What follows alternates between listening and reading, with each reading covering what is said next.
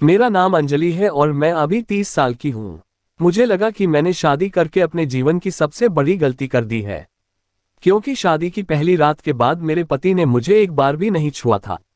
मैं और मेरे पति करीब जरूर थे, लेकिन हमारे बीच अब एक पति पत्नी वाली नजदीकियां नहीं थी। इस प्रकार मेरे पति के ऐसे व्यवहार के कारण मैं अनजाने में ही भांजे की ओर आकर्षित हो गई। मेरे पति के बड़ी बहन का लड़का राकेश, वह हमारे घर पर ही रहता था। राकेश अभी 20 साल का था, लेकिन देखने में किसी हटे कट्टे मर्द की तरह लगता था। साथ ही साथ वह सुंदर भी था, जिससे मेरी नज़र बार बार उसकी तरफ चली जाती थी। मेरे ससुर की मृत्यु मेरी शादी के कुछ महीने बाद ही हो गई थी, इसलिए सास अब केवल मेरे साथ ही थी। अब मेरी शादी को 6 महीने हो गए थे, लेकिन मेरे पति ने मुझे अभी तक छुआ नहीं था। राकेश पिछले 1 महीने से अपने गांव चला गया था, तो आज ही घर आया था। जब राकेश घर आया तो मैं किचन में खाना बना रही थी। मैं उन्हें घर में कहीं नहीं दिखी, तो वो मुझे ढूंढते हुए किचन में आ गया। आते ही मामी कैसी हो बोलते हुए मेरे गले से लग गया। फिर उसने कहा कि नए शादीशुदा जोड़े का वैवाहिक जीवन कैसा चल रहा है। उसकी बातों पर मैंने कहा कि अब शादी के 6 महीने गुजर गए हैं, तो अब नया कहाँ रह गया है, अब तो पुराना हो गया है। मेरा भांजा राकेश बहुत ही रोमांटिक किस्म का था, यह मैं जानती थी। इसलिए मैं राकेश को हमारी पति पत्नी के रिश्ते के बारे में कुछ भी नहीं बताना चाहती थी। मुझे उससे ऐसी बात कहना अच्छा नहीं लग रहा था। मैं उसके सवालों पर मुस्कुराए और अपने काम में चली गई। अगले दिन रात को मेरी सास ने अदरक का काढ़ा बनाने को कहा। मुझे लगा कि उन्हें जरूर किसी बात की तकलीफ है। मैं 1 गिलास अदरक का काढ़ा बनाए और अपने सास के कमरे में लेकर चली गई। मेरे पति को इस बात से कोई फर्क नहीं पड़ता था कि मैं रात भर कमरे में थी या नहीं। वह पहले से ही बिस्तर पर गहरी नींद में सो रहा था, इसलिए मैंने इसे नजरअंदाज कर दिया और सो गई। अगले दिन सुबह मेरे पति ऑफिस चले गए और सास हॉल में बैठी थी। मैं किचन में काम कर रही थी। तभी अचानक मुझे अपने ऊपर किसी का हाथ महसूस हुआ। पीछे मुड़कर देखा तो राकेश था। मैं उसे देखकर चौंक गई। मैं उसकी यह हरकत देखकर उस पर चिल्लाने लगी। मैंने उससे कहा कि राकेश, यह कैसा मजाक है, यह मत भूलो कि मैं तुम्हारी मामी हूं। मुझे गुस्से में देखकर उसने कहा, मामी जी आप शांत हो जाए, मुझे तो बस थोड़ा मजाक करना था, लेकिन मुझे नहीं मालूम था कि आप इतना नाराज हो जाओगे। उस वक्त मुझे उस पर बहुत गुस्सा आ रहा था। फिर भी राकेश मुझसे बहुत शांति से और मुस्कुराकर बात कर रहा था। मुझे आश्चर्य होता था कि मेरे पति ऐसा व्यवहार क्यों नहीं करते हैं। मैं इतनी खूबसूरत और भरे हुए शरीर वाली हूं, उसके बावजूद मेरे पति हमेशा मुझसे दूर क्यों भागते हैं।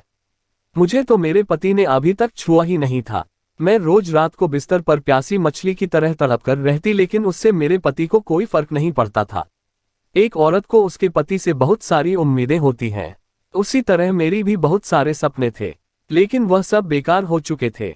तभी मैं अपने कमरे में आ गई। मुझे एहसास हुआ कि मुझे पीरियड आ गया है। तब मेरे पास घर पर सैनिटरी पैड भी नहीं था, क्योंकि मेरे पति अभी घर पर नहीं थे और मैं राकेश को पैड लाने के लिए नहीं भेज सकती थी, क्योंकि मुझे किसी दूसरे से इस तरह की बातें करना अच्छा नहीं लगता था। फिर मैं खुद से मेडिकल की ओर चली गई। कुछ देर के बाद मैं मेडिकल से सैनिटरी पैड लेकर बाहर आ गई। जब मैं मेडिकल से घर आई तो मेरे पति मुझे अनदेखा करके छत पर चले गए। मेरे पति ने मेरी तरफ से कुछ नहीं कहा था, लेकिन राकेश अपनी नानी से बात करने लगा।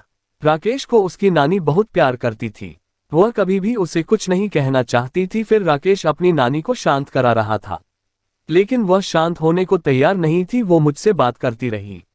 फिर मैं रोती हुई अपने कमरे में चली गई। राकेश ने मुझसे पूछा कि आपके और मामाजी के बीच रिश्ता वास्तव में कैसा है। ऐसा सवाल सुनते ही मैं राकेश को उत्तर देने से बचती रही, लेकिन वह छोड़ने को तैयार ही नहीं था।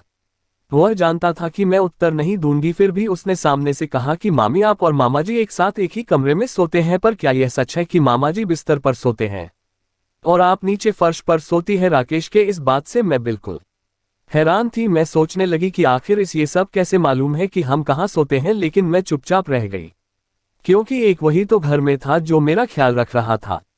मैं राकेश की बात पर कुछ भी बोलने को तैयार नहीं थी। मैं सिर झुकाए बैठी थी।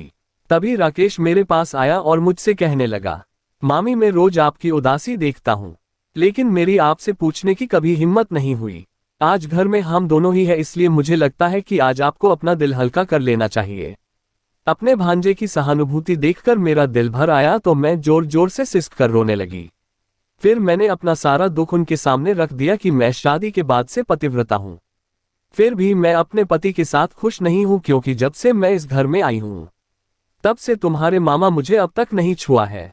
मैं कितने सपने लेकर यहाँ आई थी, लेकिन मेरे सारे सपने, सारे अरमान धरे के धरे रह गए। उस वक्त मुझे पता नहीं था कि राकेश मेरा अच्छे से ख्याल रखेगा। तभी राकेश ने कहा कि मैं आपका दर्द समझ सकता हूँ। मामी, एक पत्नी अपने पति से अपेक्षा करती है कि वह उसे खुश और संतुष्ट रखें, लेकिन वह आपकी तरफ नहीं देख रहे हैं। आप भी बहुत खुशी चाहती होंगी जो हर शादीशुदा महिला को उसका पति देता है। राकेश मेरे मन की एक एक बात जानता था।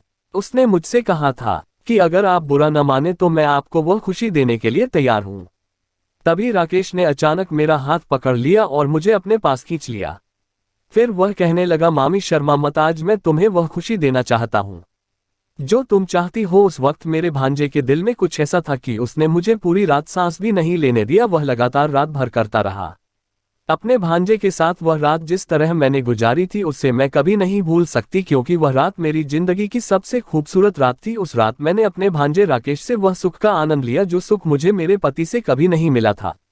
उस रात मुझे महसूस हुआ था कि एक मर्द और औरत के बीच का स्पर्श कैसा होता है। अपनी शादी के बाद पहली बार मैं इस खुशबू को महसूस किया था। अगले दिन जब मैं उठी तो मुझे लगा कि आज मेरी जिंदगी खुशनुमा हो गई है। दोस्तों, कहानी आपको अच्छी लगी हो तो चैनल को सब्सक्राइब करें। अपने किन्हीं 5 दोस्तों को कहानी शेयर करें। धन्यवाद दोस्तों, हम मिलेंगे फिर किसी कहानी में।